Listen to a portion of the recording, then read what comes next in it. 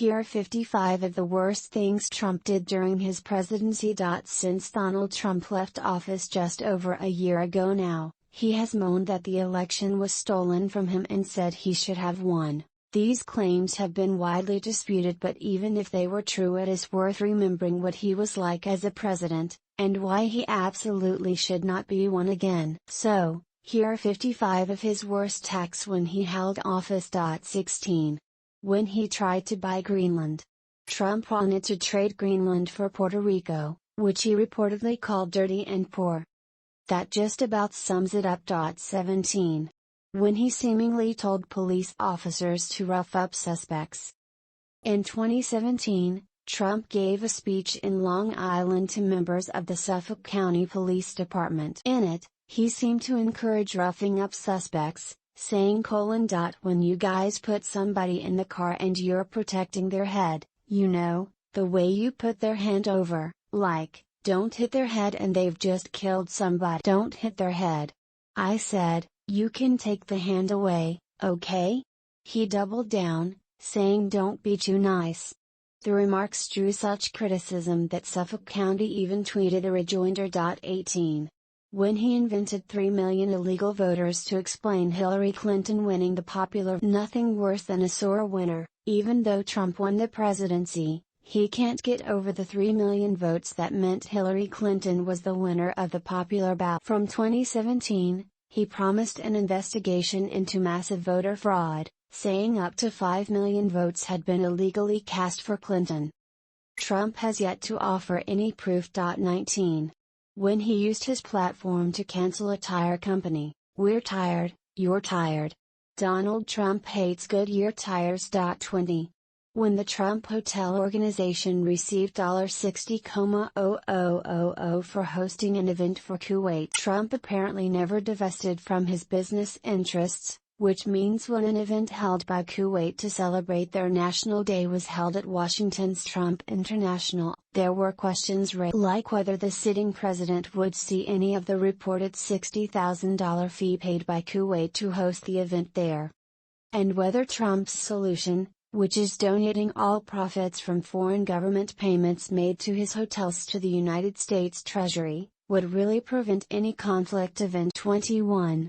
When he attacked former prisoner of war, John McCain, as a loser. There was no love lost between late Republican Senator John McCain and Donald Trump, but Trump certainly got in some low blows against his rival. Upon McCain's death in 2018, from a brain tumor, it was reported by witnesses that Trump was angered by his funeral being officially "We're not going to support that loser's funeral," witnesses claim the president said. However, Trump then denied he ever called McCain a loser. Only problem was, footage from Trump's 2015 campaign run show him clearly slamming McCain as just that. "He lost, he let us down. I never liked him as much after that because I don't like losers," Trump says during the clip. He follows it up by denying McCain deserves the epithet of war hero '. He is not a war hero. Trump said he is a war hero because he was captured. I like people who weren't captured. 22.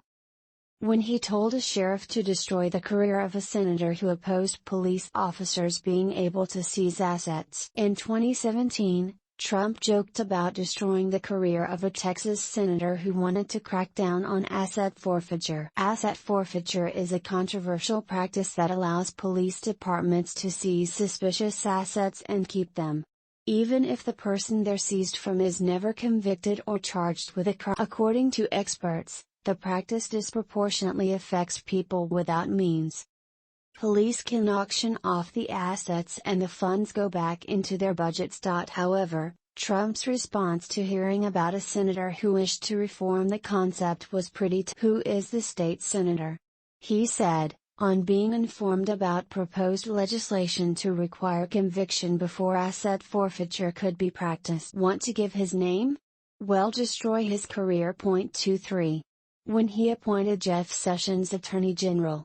Donald Trump might be slamming Jeff Sessions now, but when he appointed him his first official Attorney General, he seemed like a big fan, which was despite large protests against giving Sessions the role. thanks to his past record, which included opposition to LGBTQ rights and protecting voting rights for marginalized groups. While in office, Sessions immediately began undercutting federal rights for LGBTQ people, especially trans individuals. Did Trump care, before or after?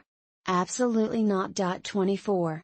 When he ignored evidence of Michael Flynn's meetings with Russia. One of the highest profile falls from grace of Trump's administration was Michael Flynn.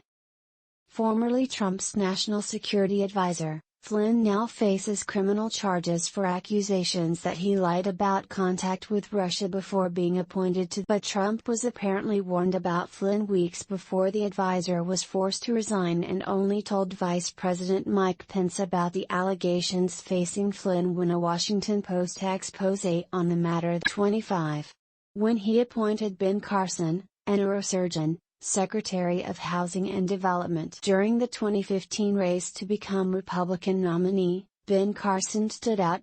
Sadly, it wasn't for his incisive political nous but instead because he kept saying really, really strange things. It got to the point where people were surprised to discover the man had actually qualified and practiced as a world-renowned neurosurgeon. So when Trump was elected, it came as an unwelcome surprise to discover Carson was being put in charge of a vital department, as Secretary of Housing Development, with absolutely zero experience in the. Since then, Carson's been accused of trying to destroy affordable housing during his 4 years in government. 26. When he withdrew from the Paris Agreement on climate change. Q. How do you solve a problem like world-threatening global war? A. Withdraw from the global climate change agreement that binds countries to environmental promises to try and limit already devastating harm wrought by global warming. 27. When he suggested vaccines cause autism. While on the campaign trail, Trump met with anti-vaxxers, including Andrew Wakefield, whose now disproved study into the MMR vaccine and autism helped renew an anti-vaccine movement in 1990. This followed over 20 occasions where Trump tweeted about links between vaccines and autism, for which there is no evidence. Once elected, Trump had plans to establish an advisory commission to look at federal vaccine policies, reportedly because he had some doubts and questions. Funnily enough, with coronavirus floating about, he's now a big fan of vaccines. 28. When he stopped funding for the UN Population Fund, which supports family planning across the globe. In a Trump-led crusade against the health and rights of women and girls globally, the U.S. ended all funding for the United Nations Population Fund in 2017. The fund supports reproductive and sexual health programs for vulnerable women in over 150 countries, like Venezuela and Syria. At the time, Trump cited false claims of programs requiring coercive abortion. In response, women's rights activists said he had signed a global death warrant for women. 29. When he falsely accused Barack Obama of spying on the Trump campaign. Trump has accused predecessor Barack Obama of many things without providing a lick of evidence, and he started as he meant to go on, by bizarrely claiming Obama had wiretapped the phones in the Trump Tower, to achieve what end? So he could listen to the sound of Fox News and crinkling fast food packets for 24 hours a day? Sure. 30. When he appointed an anti-abortion advocate to oversee family planning funding for low-income communities.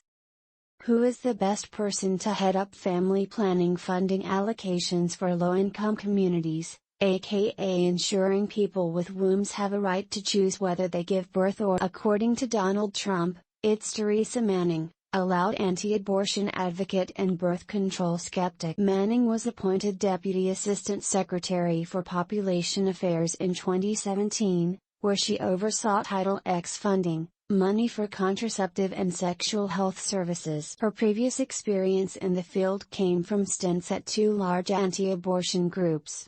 Eventually Manning resigned in 2018, with her successor Valerie Huber being a staunch advocate of abstinence-only programs. Just the person for the job then.